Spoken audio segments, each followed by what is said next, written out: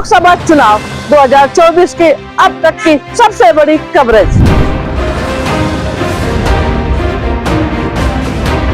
उत्तर प्रदेश की हर लोकसभा सीट पर जनता के क्या होंगे मुद्दे,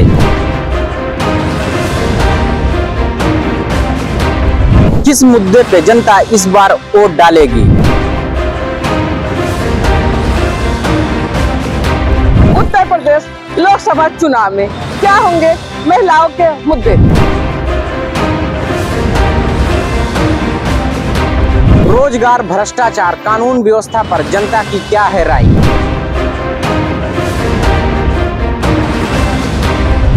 देखते रहिए हमारे साथ फर्क इंडिया न्यूज चैनल पर। साथियों नमस्कार, मौजूद हैं इलाहाबाद में। हमारी चुनावी यात्रा लगातार चल रही है। सुल्तानपुर, अमेठी, अंबेडकर नगर, जौनपुर, आजमगढ़ के बाद इलाहाबाद प्रयागराज पहुंचे हैं। प्रयागराज अपने आप में एक थाती है, सौंधी विरासत है। यहाँ कई बड़े चेहरे जो है सियासी शिकस्त दिए हैं और कई जो है यहाँ से जो है बड़ी शीर्ष नेतृत्व की राजनीति किए हैं। पंडित जो है लाल बहादुर शास्त्री जी भी यहीं से रहे, अमिताभ बच्चन भी चुनाव लड़ चुके हैं, हेमावती नंदन बहुगुणा से लेकर के तमाम जो है राजनीतिक चेहरे यहीं से हैं। इलाहाबाद की अपनी जो है एक विरासत रही है। पूर्व ऑक्सफोर्ड बगल में ही है यूनिवर्सिटी। तमाम छात्र नेता हमारे विश्वविद्यालय से भी निकले हैं। आइए मुद्दे पर ही बातचीत करते हैं। शिक्षा, चिकित्सा, रोजगार, बढ़ती महंगाई, बेरोजगारी के तमाम मुद्दे हैं। एक सवाल है जनता से ही बात करेंगे। क्या नाम हुआ? सैयद मोहम्मद अस्करी, महानगर प्रवक्ता समाजवादी पार्टी। क्या माहौल है यहाँ? माहौल यहाँ पे सुनामी आई हुई है, समझ लीजिए आप सब। और भाजपा का पतन तो निश्चित है। और जिस तरीके से अभी आदरणीय अखिलेश यादव जी और राहुल गांधी जी की यहाँ सभा में लोगों का हुजूम उमड़ा, उसने खुद ये भाजपा वालों पे सवाल खड़ा कर दिया है कि अब वो जाने वाली है। ये तो ऐतिहासिक भीड़ रही है। ऐतिहासिक भीड़ थी और जरूर इस वक्त जो है भारतीय जनता पार्टी का सफाया होगा पूरे भारत से। इलाहाबाद के अपने कुछ मुद्दे होंगे, कुछ जो है समीकरण होगा चुनाव का। इलाहाबाद में मुद्दे विकास के मुद्दे, सड़कों का कोई निर्माण नहीं हुआ है। जो सड़कें बनी हुई थी उन्हीं को फिर से बनाया गया और उसका कमीशन खोरी हुई है। बाकी लोग बड़ा बड़ा दावा करते हैं, लेकिन अभी बरसात के दिनों में एक टीवी चैनल पे लाइव कर रहे थे वो, और वो लाइव करते करते वो जब संगम पे पहुंचे तो संगम में कीचड़ में खुद फंस गए। टीवी चैनल वाले वो लाइव कर रहे थे और विकास दिखा रहे थे, और विकास दिखाते जब वो संगम पहुंचे तो संगम में कीचड़ में खुद फंस गए। और उसके बाद वो हड़बड़ा गए कि अब मैं क्या जवाब दूं। आप तो मीडिया से ही हैं? मैं मीडिया से नहीं हूँ, मैं समाजवादी पार्टी का मीडिया प्रभारी हूँ। मीडिया प्रभारी है, मीडिया जुड़ा है जी। इस समय मीडिया की क्या स्थिति है आपकी नजर में? मीडिया तो देखिए अब थोड़ा थोड़ा समझने लग गया, वरना जो प्रचलित है गोदी मीडिया, तो गोदी मीडिया तो इस वक्त जो है सब जगह जान रहे हैं कि गोदी मीडिया है। धीरे धीरे चरण के चुनाव पर अब उनको भी समझ में आने लग गया, मीडिया को समझ आ रहा है। धीरे धीरे जैसे चरण के चुनाव खत्म हो रहे हैं, मीडिया को समझ में आने लगी। हाँ, क्या नाम हुआ भैया? हमारा नाम रोहित यादव है। रोहित जी, क्या माहौल है? पहले तो हम आपका इस इलाहाबाद की पावन धरती पर आपका स्वागत करते हैं। देखिए माहौल यहाँ पे देखा जाए तो यहाँ ही नहीं पूरे प्रदेश में, पूरे देश में इंडिया गठबंधन के जो प्रत्याशी हैं और इंडिया गठबंधन के जो हमारे राष्ट्रीय नेता हैं, मतलब एक तरीके से एकदम सुनामी चल रही है इस इलाहाबाद धरती पर। आप देख लीजिए, चाहे फूलपुर चाहे इलाहाबाद, मतलब एक तरफा सुनामी चली आई है। अभी आप फूलपुर में हमारे राष्ट्रीय अध्यक्ष आदरणीय अखिलेश यादव जी और पूर्व राष्ट्रीय अध्यक्ष कांग्रेस के श्री राहुल गांधी जी का जनसभा था, उसमें मतलब कि हम लोग अनुमान लगाए थे कि 1 लाख पब्लिक आएगी। लेकिन वहां पे जब हम लोग सुबह जब वहां पे पहुंचे, जब वहां कार्यक्रम जैसे जैसे रंग में अपने आने लगा, जैसे हमारे राष्ट्रीय अध्यक्ष जी का हेलीकॉप्टर आया, मतलब वहां जनसैलाब एकदम उमड़ गया, इतना मतलब पब्लिक आ गई। और वहां पे सबसे बड़ी लापरवाही प्रशासन की। प्रशासन ने जानते हुए भी कि हमारे 2 राष्ट्रीय नेता आ रहे हैं, वहां पे कोई सुरक्षा नहीं दे पाए। वहां पे उम्मीद से भी कम से कम वहां पे 40 से 50 सिपाही होंगे, इससे ज्यादा पुलिस। उसी 10 किलोमीटर दूर पे योगी जी का कार्यक्रम था, वहां पे पैसा दे भीड़ बुलाएगी तब भी कुर्सियां वहां पे खाली थी। पैसा दे करके भीड़ बीजेपी? जी, पैसा दे के बुलाया जा रहा है। वो भी इलाहाबाद विश्वविद्यालय में छात्र संघ चुनाव होते थे, प्रतिबंधित कर दिया गया। तमाम जो है छात्र नेता जो है निकले, शीर्ष नेतृत्व की राजनीति किए। ये छात्रों के ऊपर ये हमले किस तरह के? देखिए छात्रों के हमले आप देखते हैं कि इलाहाबाद यूनिवर्सिटी एक ऐसी संस्था है, ऐसी संस्था जहाँ पे वो नेताओं को मतलब पैदा करती है। यहाँ पे मतलब यहाँ के नेता आज देश में नर्सरी है। आज के यहाँ के नेता जो है देश विदेश में अपना नाम कमा रहे हैं। इसको बैन कर दिया गया। और यहाँ पे मतलब कि सड़कें, आप सड़कें देख लीजिए, ये हालात हैं। एक ही सड़क को 10-10 बार खोद के, एक ही सड़क को 10-10 बार खोद के ठेकेदार को पैसा बेनथा सारी जो है गुजराती कंपनियों को टेंडर दे के पूरा कमाई के जरिए एकदम बना लिया गया है। इलाहाबाद एकदम हर एक नागरिक यहाँ पे एकदम परेशान हो चुका है। महंगाई, बेरोजगारी तो एकदम चरम सीमा। हम लोग प्रचार करने जाते हैं, लोगों के बीच में बैठते हैं, लोग यही कहते हैं भैया हमको 5 किलो राशन नहीं चाहिए, हमको रोजगार चाहिए, हमको 60 साल की नौकरी चाहिए, ना कि 4 साल की नौकरी चाहिए। इसको लेकर जनता में इतना रोष है कि हम आपको बता नहीं सकते।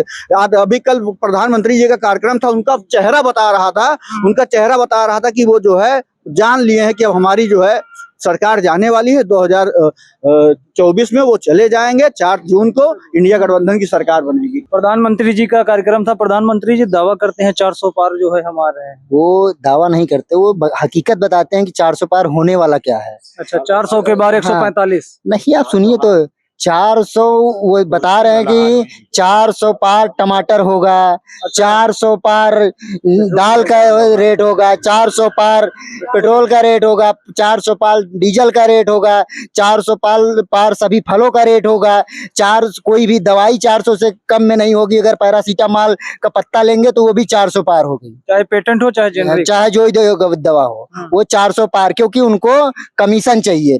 50 लाख कमाने वाली कंपनी आपको 50 करोड़ चंदा कहाँ से देगी? इलेक्ट्रल बॉन्ड में। हाँ, आप अंदाजा लगा लीजिए।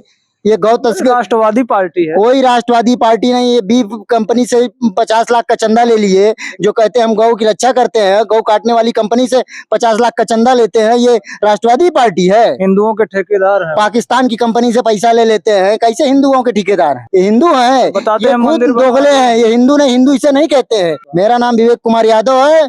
और आप एक चीज जान लीजिए, इलाहाबाद छात्रों का गढ़ है, युवाओं का गढ़ है। यहाँ छात्र इनसे बहुत आक्रोशित है। तो छात्र संघ चुनाव होता था जो है छात्र संघ। अरे छात्र संघ का चुनाव तो छोड़िए, उनको ये लगता था छात्र संघ चुनाव क्यों बैन किए जानते हैं? क्योंकि उनके छात्र संघ अध्यक्ष होता था, उनके पार्टी का आदमी यहाँ जमानत जब्त हो जाती थी सभी महाविद्यालयों में, विश्वविद्यालयों में। इसलिए उन्होंने छात्र संघ का चुनाव बंद कर दिया, क्योंकि उनके लोग जीत नहीं पाते थे। दूसरी चीज, छात्र संघ बंद इसलिए किए क्योंकि जैसे अभी फीस बढ़ाए, आप देखे ना, गरीब का बच्चा ये चाहते हैं कि गरीब उसकी परीक्षा लीक करा देते हैं। गरीब का बच्चा कहाँ से पैसा लाएगा? और दूसरी चीज आप जान लीजिए, ये सेंटर इधर से उधर करते हैं। आप बताइए, किसान के 6 महीने में आमदनी होती है और इन्होंने किसान के बेटे को लखनऊ कानपुर भेजते हैं, क्योंकि ये खुद नकल कराना चाहते हैं। एक बड़ा मुद्दा था रूम रेंट अधिनियम को लेकर के, क्या हुआ? अभी तक लागू नहीं। कुछ नहीं लागू होगा इनके सरकार में। क्योंकि ये जान के पहले ये सर्वे करवाए कि सारे जो है सामंतवादियों ने ही शहर उत्तरी में मकान बना रखा है। इन्हीं के ही लोगों ने किराया वसूलना शुरू कर दिया है। वसूलते तो यही है ना, जितने सामंतवादी मानसिकता के लोग हैं उन्हीं के मकान इलाहाबाद शहर उत्तरी के अंदर सबसे ज्यादा हैं। इसीलिए इन्होंने रूम रेंट पर चुप्पी साध ली।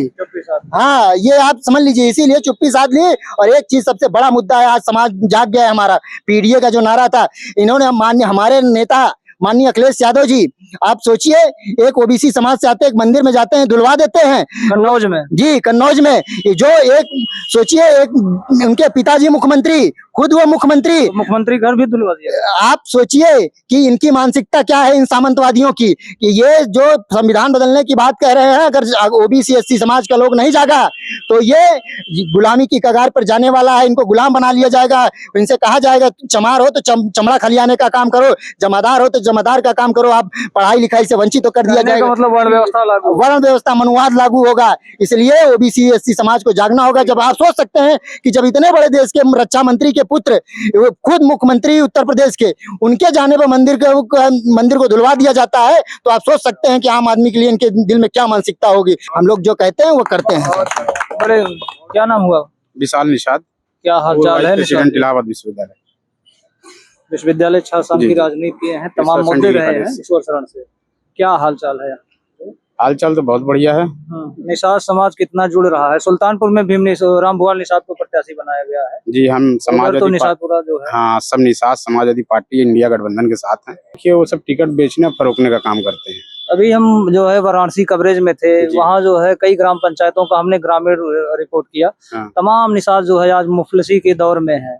जो क्वेटो बनाने की बात कर रहे थे, जो है वाराणसी को स्मार्ट सिटी और वाराणसी को जो एक सपना दिखाए थे, उसमें जो है शोषित वंचित पिछड़ा और दलित तबका जो है आज मुफलिसी के दौर में है। तो आखिर क्यों ये अच्छे दिन के लोग जो है बातें नहीं समझ पा रहे? देखिए, अच्छा दिन तो कभी नहीं रहा जब से बीजेपी सरकार बनी है। निषादों के लिए एक माननीय नेताजी ने जो सम्मान दिया है, शायद ही किसी कोई पार्टी सम्मान दे पाए। और निषादों के लिए देखिए, आप जेल से निकाल करके अगर सांसद बनाया है तो माननीय नेताजी मुलायम सिंह यादव जी ने बनाया है, तो हम लोगों को सम्मान मिला है। फूलन देवी को जी जी, ये गर्व की बात है। निषाद समाजवादी पार्टी इंडिया गठबंधन के साथ है।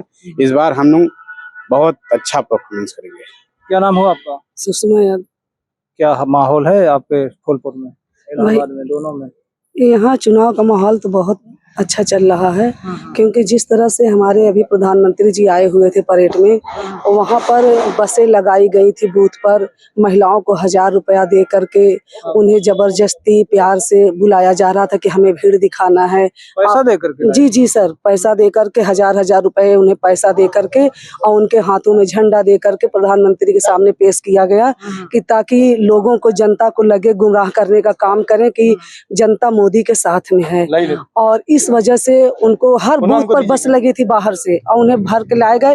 फिर भी यहाँ भीड़ उतनी नहीं दिखी जितनी हमारे माननीय अखिलेश यादव जी, राहुल जी आए थे उनके समय में, और उनके जो कार्यक्रम हुआ उसमें इतना ज्यादा जन सैलाब उभरा हुआ था जनता का, इतना प्यार जनता को उन्हें मिला कि बात वहाँ पर परिणल महादेव में वो बात नहीं कर पाए भीड़ की वजह से। और प्रशासन इतनी बेवकूफ है कि अपने योगी जी आए हुए थे वहाँ पर, तो 200-250 पूरे प्रदेश के पुलिस बुला लिए थे अपनी सुरक्षा के लिए, लेकिन हमारे माननीय अखिलेश यादव जी, राहुल जी के लिए उन्होंने 10-12 पुलिसकर्मी भेजे थे।